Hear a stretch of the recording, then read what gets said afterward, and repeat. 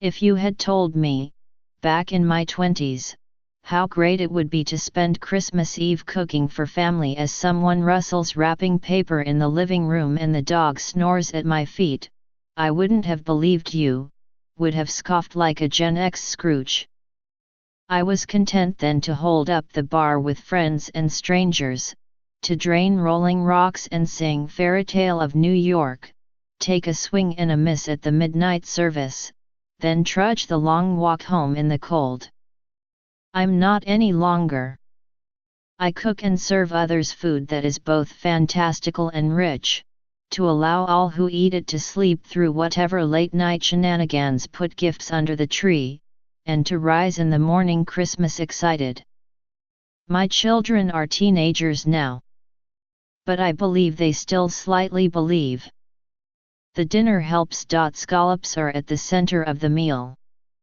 There is clarity in the water off Long Island this time of year, a crystalline purity to it that I think firms the flesh of the bivalves and makes them extra sweet.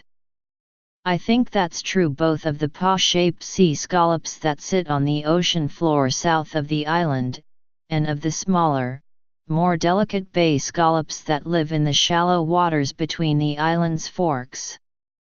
If I'm cooking sea scallops, I'll sear them in a pan, get a good crust going on each one, then turn them once and serve them almost right away, so that you might think they're barely done in the center.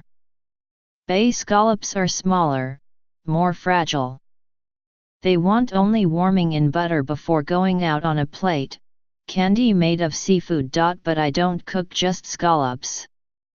David Macmillan and Frederick Morin, the joyously immoderate chefs who run the Joe Beef restaurant in Montreal, match seared scallops with pulled pork and hollandaise sauce. I love that preparation, how excessive it is, how appropriate to holiday cheer. But over the years, I've changed it to include shredded duck instead of pork, which shaves a few hours off the cooking time and somehow elevates the fanciness of the meal as well. With Christmas Eve falling on Sunday this year, you could cook the duck well in advance of dinner. The heat of the oven renders the bird's fat and leaves the skin crisp and the meat beneath it soft and tangly. Shred the breasts and the thighs into a bowl with some diced skin and a lashing of hoisin or barbecue sauce, then heat it through in a pan right before using it on the scallops. Finally, there is the hollandaise. A lot of people are scared of hollandaise. They eat it mostly in restaurants and consider its creation magical.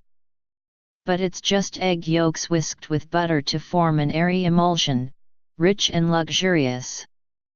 And you don't need a double boiler to make it, only a stick blender and a smallish bowl. The key is temperature, not tools. You want the melted butter warm, but not so hot so as to curdle the eggs. And you don't want to add it all at once, since that will break the sauce. Once it's thick, keep it warm on the back of the stove or in a thermos until you're ready to use it. Still nervous? Make a trial batch for breakfast ahead of the one you'll make at night, and serve it with eggs and toasted English muffins. To serve, I like a plate with a spread of hollandaise on it, with a bunch of scallops on top, with shredded duck and more hollandaise on top of them, and a watercress salad on the side, just as if I were running a little restaurant, open once a year. But you could set the food up family style just as easily, on a platter, or serve the components of the dish separately. You could in fact omit the duck and double the scallops. You could omit the scallops and the duck and serve the sauce with steak and smashed potatoes.